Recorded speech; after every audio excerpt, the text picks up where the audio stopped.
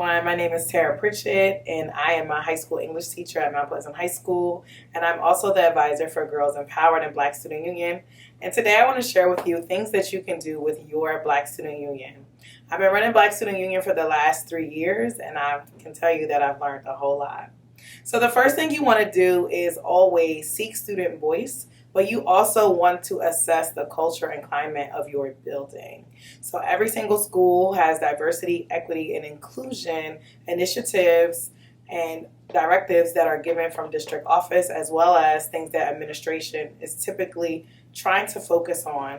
So as you think about those things in your building, that can help you pair it with student voice, figure out what are some things that you can do with students on a weekly or monthly basis, depending on how often you are meeting with your Black Student Union. One of the first things you can consider doing is coming up with a theme either for the month or for the year, and then having all of your meetings or initiatives to fall under that particular umbrella.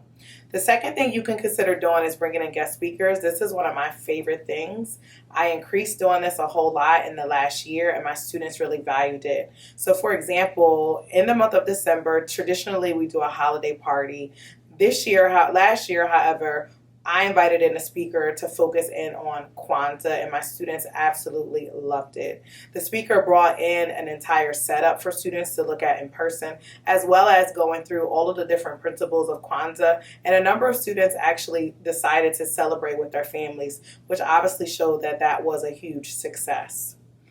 The third thing you can do is consider hosting a book club. There are so many different books that capture the African American experience, and this is an easy way to get more students utilizing literacy skills as well as learning about their culture at the same time. You can simply do a search on Google to find some books. You can have students vote on which books might be of interest to them. And then in the interest of time, you can have students vote on books as well that they find that they might like, and or you can pull excerpts or samples so that maybe they don't have to read the entire book. However, you can still get the literacy skills in there as well.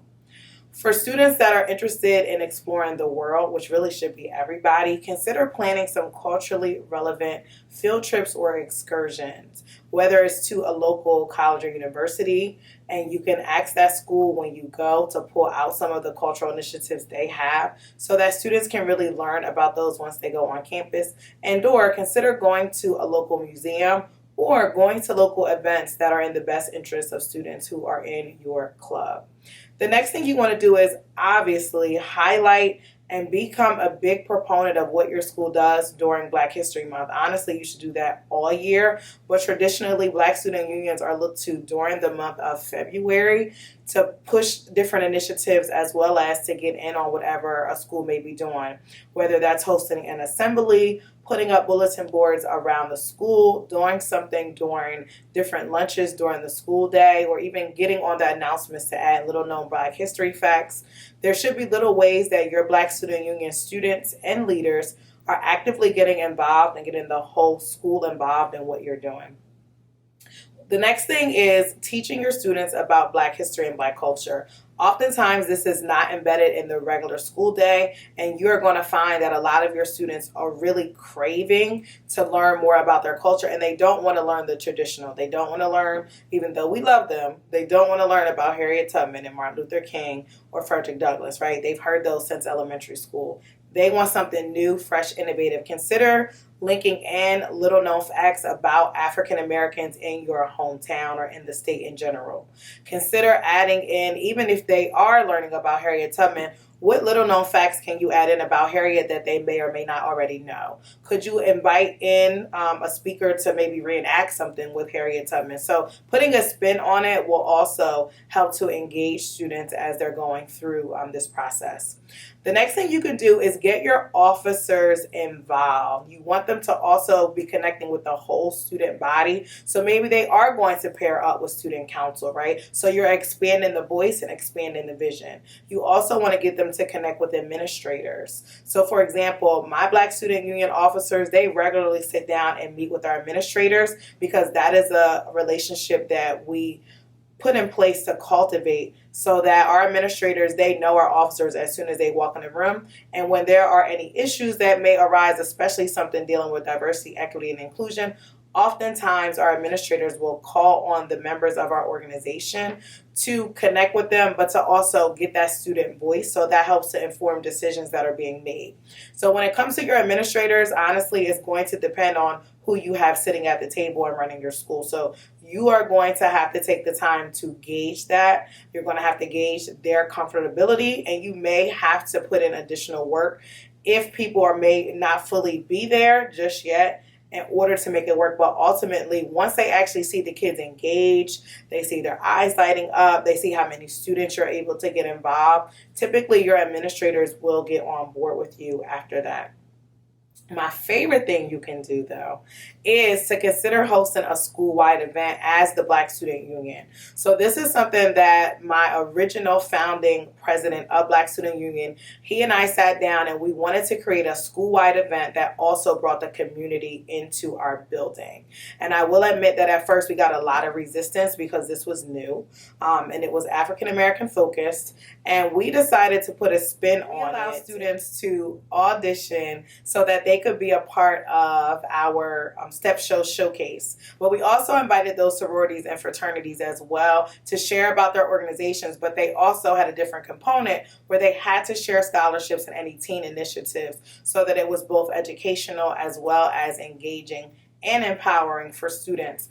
And we allowed them to bring their families in. And again, we also brought in Black-owned food trucks as well once we got to our second year. So it really became a school-wide and community affair, and people really, really loved it. So again, we got resistance that first year because it had never been done. People were nervous. What is this? People were going to be dancing around. We also got a DJ to come in as well. So people were like up and dancing in the aisles and really getting into it. And it just seems like people were like really nervous. Afterwards, everybody came up to us and they applauded us like, oh my God, wow. So as a result, the following year, that we used that and we leveraged that to ask for more support as well as more financial backing, which worked out a whole lot. We were able to get the majority of all of the little expenses paid for. We collaborated with other student organizations as well who also contributed finances as well as student help and volunteers, and brought more people out. So the money that we generated from ticket sales became the money for our organization. So out of most BSUs that we know of in the state, we probably have the largest amount of money just because we were able to create that event. We didn't know it was going to go in that manner.